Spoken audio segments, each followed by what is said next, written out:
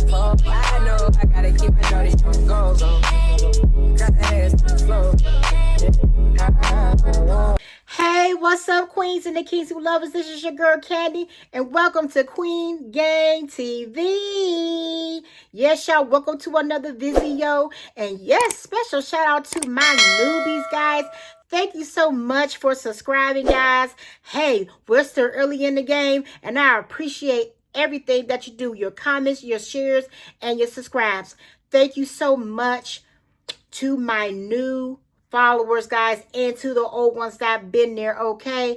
Yes, indeed. What you'll be getting here at Queen Gang TV is mukbangs, topics, conversations, and just keeping it all real, baby. We do vlogs as well. And, you know, this is a variety channel, a lifestyle channel, and we are just enjoying ourselves. We a laid back channel. I don't, get on talking about people. I don't shame people. I don't get into all the celebrity gossip because there's plenty of channels that does it. We just talking, having a good time. And yeah, I be doing my little story times too, because I be having to give y'all the deal. Y'all, I hope my energy isn't too low. I'm trying to keep it high because I look like this because I'm just not coming from dialysis. As y'all know, I am a dialysis patient. So, I had to get home, eat a little something, change my clothes, you know what I'm saying? Get sanitized and everything because, yeah, stuff still be going on. And it was just on my mind to do this video. My birthday week is coming up. My birthday's next week. Yes, ma'am. I'm a Taurus. Yes, I'm a Taurus. And so blessed to see another birthday, and I also do talk about my dialysis here as well. And it's just so much content, y'all, and in between me being busy grinding, with a new business venture, doing dialysis, everyday life, I try to bring y'all content at least twice a week. You know what I'm talking about? At least twice a week, though. So, in between the days of Wednesday and Thursday, I try to buckle down on a Wednesday. That's why I'm doing it now. And then on a Sunday, definitely get your week started. And again, y'all, I'm a splash. That, if you are out of line, I keep it real. On that note. So, excuse me, y'all. I done ate something. A piece of pepper done caught me. I'm going to keep that a buck. So, y'all, please follow me on TikTok at Queen Game TV. And also follow me on Insta at Queen Game Official. So, y'all, we are going to talk about today having a complex, and it's caused from colorism. And colorism is a big issue in the African American community, and I fought tooth and nail as I was growing up once I understood what it was to move away from that.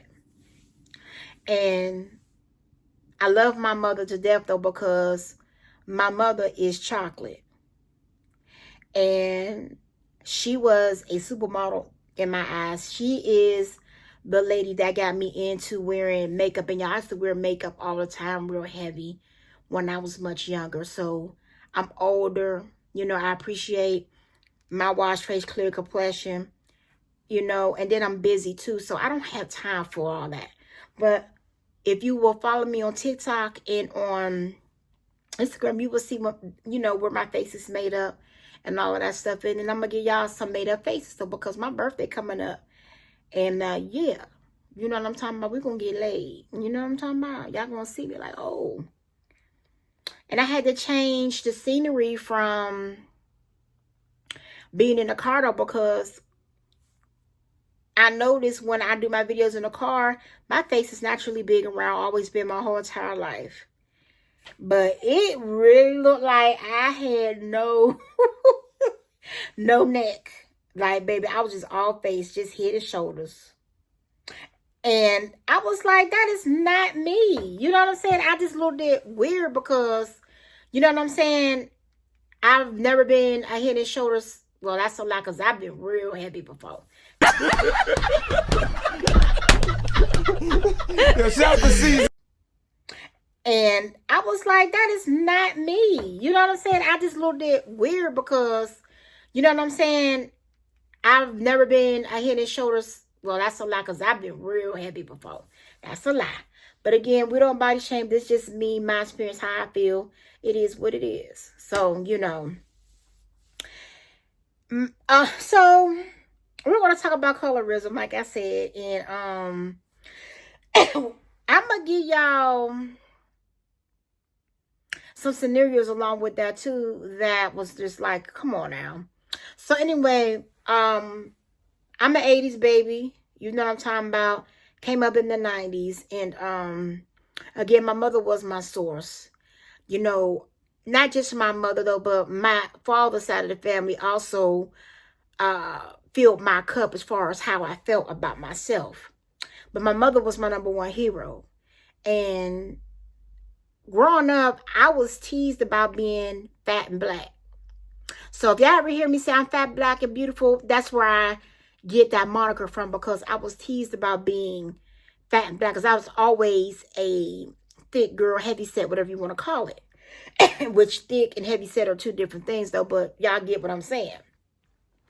And this was always my complexion.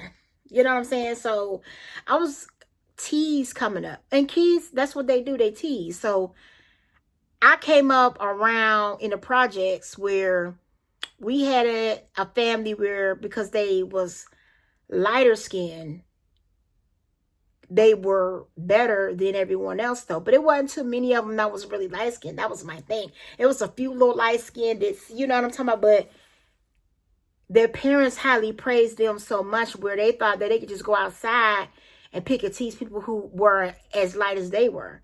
And so I speak and tease on how I look. That's what kids do. But you know, that never stuck with me. Yes, that hurt my feelings though. But my mother, being the beast that she was, a Top Gun, my A1, my OG, you know what I'm talking about, my rage, you feel me? Mama always told me, baby, let me tell you about butter, vanilla, caramel, dark chocolate, and brown sugar. I said, what, Mom? She said, they all taste good to the palate. They all pleasurable.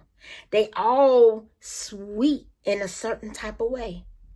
They all sweet. They all satisfying, and they all smooth. So basically what my mom was saying, well, you know, with that analogy was that, you know, butter do the same thing as chocolate. Everything melts. Caramel melts. Brown sugar melts. You know what I'm talking about? Vanilla. All of that. Everything is palatable and pleasurable to your taste buds. So mama was telling me, don't ever worry about your complexion, no, baby, because what your complexion do, everybody else's complexion do. She was like, always be proud of who you are. And again, I was raised around people who supported me. You know what I'm saying? Who always told me and filled my cup saying I was beautiful. When there were days growing up, I would feel awkward about how I looked. Yes, I did. When I was a kid. But as I've gotten older and started maturing and started feeling myself and grown into who I was as an individual, baby, I fought to be where I'm at. Oh yeah, I fought mentally to be where I'm at. When I started feeling myself, I'm like, oh yeah, I'm fat. I love to eat. You know, I'm a, you know, a dark brown skinned girl, but you know, I was getting just as much attention from men as the light skinned one, and that's all that stuff be. It be an ego filler. We be looking for other people to fill our egos, but me personally, I had a thing in my mind where that none of that stuff don't matter. Be it dark skin, light skin, none of it doesn't matter. I still walked around like my ish didn't. Oh yeah, I still walked around like my not stank. And people hated me for that. People can't stand a big, pretty girl feeling herself. People can't stand that. I've been, how can I put this, ostracized, low-key, in my face for years. But I still push past that though, because I always felt that was beautiful. Y'all, I'm going to put up some pictures. I'm going to look for them. I used to be a plus size model in Atlanta. Yeah, baby. That's how I felt about myself, though. Like, I loved myself so much. And when I got into modeling, I know I'm fast forwarding past a few things, but when I got into modeling, that really felt not an ego, but it really filled me up as the where I was supposed to be and how I was supposed to feel in the space that I was in. Yeah, I was a plus size model, honey. Yeah. And what am I doing it again at my age? But for you know, a little check, you know. You know what I'm talking about? But growing up, I was teased by how I look. You know what I'm talking about? And I had to push past that light skin, dark skin stigma. I had to push past that. And in my mind, it just didn't matter to me though, because what like my mother said, what does it matter? And it just never stuck with me. But I still had to push and fight for myself though, because society was cruel when it came to fat people, plus size people, and stuff like that. People could be cruel regardless of how you look. So there were things and stigmas in different scenarios I still had to push past. And I had to really love myself. I really had to dig deep and not depend on other people's perceptions for me to thrive, or feel verified, or to validate. I had to do all that on my own. But like I said, I still had a little of that in me since a child, because it didn't, you know what I'm saying? I didn't let that slow me down. Yeah, it hurt my feelings because I'm a kid and I just want y'all to be my friend. So why is it the fact that I look so different, y'all are laughing and teasing me? But deep down inside, though, I still loved myself. I still felt special. Even though I still would struggle with the way people will perceive me. But all that changed, baby, when I became a teen and definitely finishing high school. Oh, that changed dramatically. Fat as all get out, too. Highs weighed 333, 335.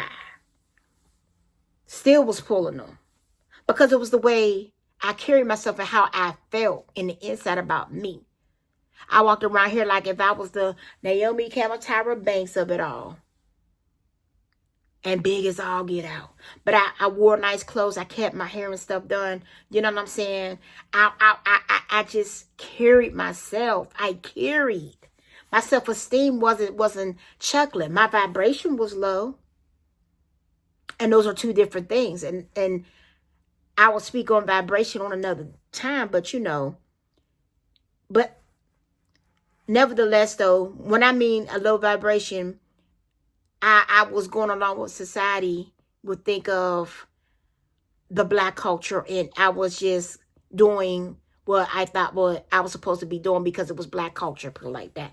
And if people don't really know, a lot of things that goes on in black culture is used to lower your vibrations as a queen and a king. Don't get me wrong. We shape culture. We do. We are the prime situations of shaping culture because it's a money maker. You know what I'm saying? Everybody is down with the culture, but they don't want to be black for real. Not at all. But it's designed for our vibrations to be low. You know, we're not looking, for instance, we're not trying to look for marriage. We're not trying to look for a great guy. You know, we're running after the same things that is not elevating us, and, you know, things of like that, though. But that's a different ball game. But colorism hasn't stuck with me. You know what I mean? Because of what I had to learn about myself. You know, and everybody doesn't have that opportunity as far as their family to support them and to teach them any different, though, because colorism is passed down from generation to generation, and it sticks to other people. So now I'm in my 20s. I'm on my Tyra. I'm on my Naomi Campbell, 333, 335. You know what I'm talking about? I'm a young entrepreneur. I was doing hair for a living. You know what I'm saying? A lot of people don't know that about me in my past, but I did hair for a living. So, you know, I made my money off the muscle. You know what I'm talking about? I was young, 2021. And I met a whole lot of different people. And I got some story times for that during that time. And I was getting out and about in the scene of Atlanta, the clubs, different friends, different groups of people. Again, I met a lot of people. I met a lot of pimps. I did a lot of pimps here. I did a lot of hoes here. You know what I'm talking about? I did people in the music, that was into the music and things like that, in the music business and things like that. Yeah, I did a whole lot. Or actually, that's aspiring in the music business. So I wish I would have got a celebrity, a real one, honey. Not to downplay nobody else, but a real celebrity, honey. Yeah, but woo. Anyhow, so I met a lot of people in the ATL, and so I met some friends, and this one girl I met. Oh, let's put it like this. When it comes to colorism, I've noticed in my experience, what I've seen with both of my eyes, where a lot of my dark-skinned friends were heavily affected by that, and not understand that, because light skin has always been favored since the beginning of time, since it all started. And again, like I said, a lot of people has been programmed to think otherwise of their complexion. Now, everyone had a mother like mine. And I was starting to notice that, you know, as I'm 19, 20, 21 years of age, you know, fresh out of high school, fresh stepping out on the sidewalks of life. And I'm noticing the type of comments that wasn't really savory to me, because again, that never mattered to me. You know what I mean? And how my mother knew that I was being teased for my complexion and my weight, because I would go back and tell her, because that would hurt my feelings, and I didn't understand. And that's when she had to put her beast mode up on me. She had to build me up like, baby, F them, F that. Bump them. You see them, but you don't see them. You don't hide from them. You be in plain sight. You know what I'm saying? My mom's a beast like that. You know what I'm saying? And everybody's mom wasn't no beast. You know what I'm saying? Everybody wasn't raised to be a beast like me. So I was raised to deal with brashness head on, even though I'm a kid and it was hurting my feelings. So anyway, I'm a young adult in ATL. I done moved from my hometown. You know what I'm saying? Been gone 4 or 5 years by this point. And I noticed that a lot of my dark-skinned friends would have this stigma to them. And I'm going to give y'all a couple examples as to what I mean. So I got to hanging real tough with one of my homegirls, and she would notice that I would get a lot of attention from men, and she hung with me for that reason, but yet tried to downplay me at the same time, because I was heavy, and she couldn't understand how big I was, that men would still gravitate to me. Maybe this was going on in the inside, baby. That's what it was. And how I was draping and dripped out on the outside, you feel me? So she would say stuff like, oh, you carry yourself like a light-skinned girl. What? I'm asking myself, well, and then it became a question to her as to, well, how does a light-skinned girl act, ma'am?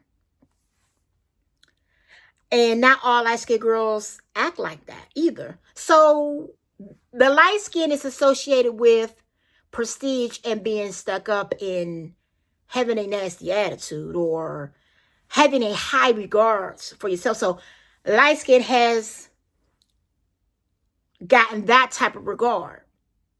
So back in the early 2000s, if you look like Ashanti, you was, I just had to use her as an example, you was a highly regarded one in the black community. And so I guess a lot of the darker complected girls who had that stigma and that complex felt disdained or disregarded. And again, she couldn't really answer me, or at least I don't remember. But I did remember, because this stuck out very heavily, like as, I'm like, well, how does that light-skinned girl act? It's like I wasn't allowed to love myself. I wasn't allowed to have my chin up high. I wasn't allowed to be fly. I wasn't allowed to have men, you know what I'm saying, holla at me. You know what I'm saying? Take me out. Treat me well. Like, you know, I wasn't allowed that privilege. I mean, you know, so I was very much so confused because I'm being me. So that's when I really got hit hard as a young adult than it was as a kid, because kids, we just tease each other. But I didn't realize that those disdain situations still stayed embedded in people. But I mainly heard a lot of those comments from my dark-skinned friends. Next scenario.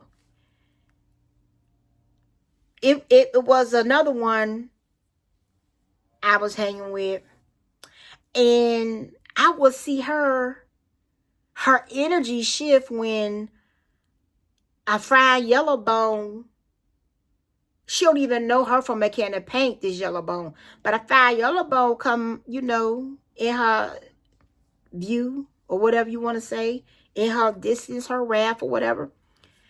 I'm catching her from the sidelines, rolling her eyes at a yellow bone that's fine, looking good. Man, her business, don't even know her, but your energy shift because she done walked in your path. And I kind of understand it in a way where you're being regarded as less favorable or inferior, and it's just been an accustomed stipulation when it comes to colorism. But it's a lot. It's a lot. And you just roll your eyes out and look at her like she stank, and you don't even know her. But your energy just shift because of that. And it's just showing you're feeling some type of inferiority because, you know, she's in your view and you're feeling some type of way in which that shouldn't be. You know what I'm saying? Because we were programmed to feel less than and to have negative feelings towards ourselves, we automatically give a lighter complected person their props. So I will see that often. You know what I'm saying? Even when the girl body type was shaped a little better than hers, you know what I'm saying? You feeling some way, which that's a different thing, but you feeling some way. Your energy just shift when a light-skinned girl will come in your wrath, and I will see that. And then she expected me to feel the same way. No, ma'am. No. Why? She has nothing to do with me. Thank God I wasn't programmed, because I've been somewhere mad for no reason. We don't even like, and this is where it all boils down. Colorism is another adjective, the reason as though we don't like each other as a race because of this. Girl, I'm not sitting up here on my eyes with you and she would gossip about her. I'm just sitting there like, girl, I'm trying to eat my wings. I'm trying to be a fat, you feel me? I'm trying to be a fat one. They ain't think about her, she think about our fat ass. You know? So, yeah, I don't feel no way, honey, about no one else like on that level. You know, I mean, I'm just saying, you know, another scenario. This girl, she was a beautiful girl. We used to go with her to video audition. So, you know, I can't say too much though, but even though it is my experience though, but you know, you still got to be respectful of other people though. So, you know, she used to do auditions to, you know, do video Dixon auditions or whatever. And this girl, she was like a little sister to me because she was as beautiful as can be. Beautiful chocolate skin. Shaped like a goddess, honey. I mean, little bitty waist, big old legs, honey. She ain't had no hips, but them big pretty legs made up for that. Yeah, she was very, very beautiful on the outside as well as the inside. Beautiful. She had the whole package deal. And she would feel some way because of how the industry is. As far as they will favor a light-skinned girl than a dark-skinned girl. So we were very well aware of it, but we pushed her to go about it because you never know who will be there and see you. You know what I'm saying? That's what you wanted to do. Do it. Don't let the stigmatism of colorism slow you down, because she would go in and be like, oh, girl, this light-skinned girl's going to get it. She was worried about the light-skinned girls. Again, which is understandable because of what we are programmed to believe as darker complected women. It's beautiful, fine as wine. And I used to be mad in a sisterly way, like, girl, if you don't take your ass up in there and audition, fuck that. I used to get on her, go. Because she was fine. She was beautiful. Beautiful little sister of mine. You know? But, you know what I mean? And in the last scenario, and this hit me a little different, though, because I'm at an event, and the guy's event, he had a slew of females he either had kids by or dated in the past or whatever the case may be. But I was the oddball because everyone else was lighter than me. I'm the darkest one from what only eyes could see. But the person who made the comment didn't know the other girl that didn't make it to the event was my complexion. But she was only looking at what her eyes could throw her. So that's cool. So she made a comment saying that, wow, all those light-skinned girls. Ooh. You know what I'm saying? She basically said, wow, all these light-skinned girls he was dealing with. And I'm sitting here like, hello. He used to date me too. And I'm not light-skinned. I'm a brown bone. He did out of, you know what I'm saying? A big brown bone. Hey. Ooh, you know what I'm saying? I'm a big brown bone. You feel me? And you saying this all in front of me as if I'm not sitting there. So I'm saying to myself, so what are you implying? You know what I'm saying? I mean, honestly, like, because you're saying something about their complexion and you know I'm way darker than them. So why did you have to say that? Because I'm not bothered about him dating a lot of light-skinned girls. I'm not. Certainly not. You seen the respect and acknowledgement I had in the event. Everybody knew who the fuck I was. Ooh, excuse me, everybody knew who I was. So why did you feel as though you had to point out their complexion And I'm sitting right here and I don't fit in nowhere, no how, complexion wise. Why? Like, were you trying to get a reaction from me? Were you trying to get me to feel the same way that you feel? Because I don't feel that way. I seen no color when I attended the event. No color. Never paid that no attention. And I asked her, so what are you? I mean, I'm brown, so I mean, why did you say that? Oh, I just noticed. Okay, I'm 40 years old. Like, I'm over this. Like, certain things, people are still programmed. People are still dealing with issues from their childhood. You know what I'm saying? People are still feeling stigmatized by it. And again,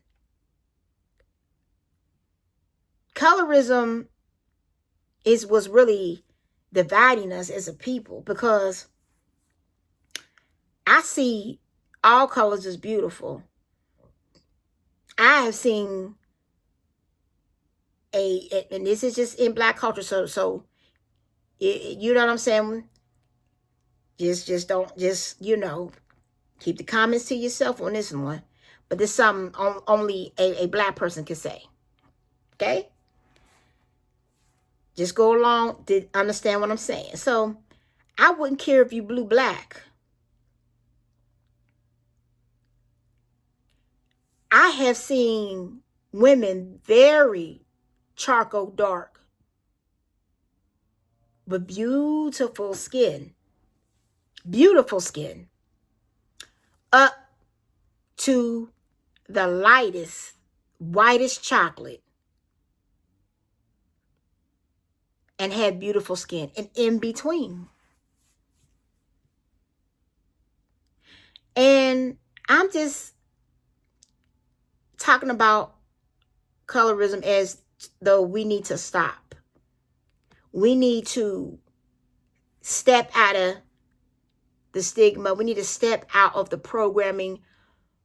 We need to start loving ourselves as we are and looking at ourselves in a higher light.